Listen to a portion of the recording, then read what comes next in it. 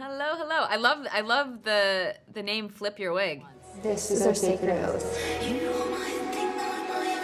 To win the prize together.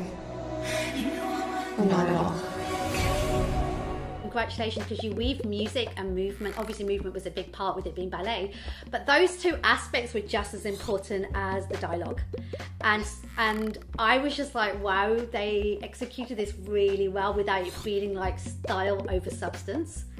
Thank you so much for saying that. Yeah, I really wanted to make sure that especially with a dance movie, that we're not breaking out into dance for no reason, but that hopefully it's really motivated by character and by turning points that are happening along their journey. And thank you for noticing the music. I mean, that was incredibly important to me and is so much the language of the movie, even more than the dialogue.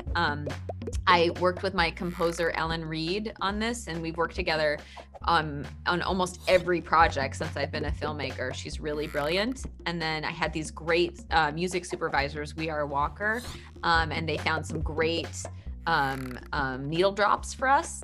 So really like building out the music language of the movie was, we started on that before we were even shooting, and it was super crucial to me. Just because you were number one once does not mean you will be again. I will be number one.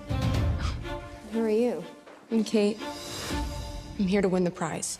Your two leading ladies, Diana, Christine, they had to really be up for feeling like, yeah, we trust you, Sarah, we're going to go all the way, because I feel like both of them, this is the most challenging probably roles that they've ever taken on.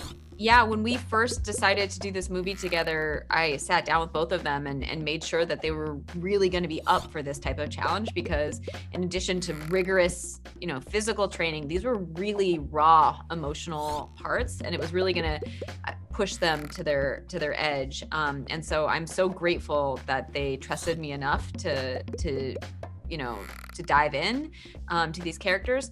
They had the additional crazy challenge of the fact that we were shut down due to COVID. And so normally for an actor, when you put your whole being into a role, then you get to call wrap and you get to shake off the character and go home or move on.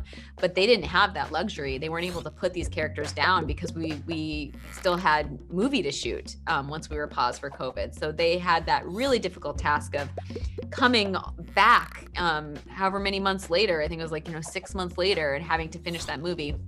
I don't want to give too much away, but there's certain scenes in this movie where hopefully you don't notice it, but from the time we shot the first half of the scene to the second half of the scene, 6 months had gone by. And really intense emotional parts of the movie. So it was really, I think, all credit to them for being able to nurture and hang on to their characters even while we were on hiatus. Yeah, no, I think they killed it. I think also, we're often talking about the lack of female filmmakers, and knowing that you were kind of at the helm, and then these two young actors that are new. They did have certain scenes that I would think, the intimacy coordinator would have been crucial to get them through it.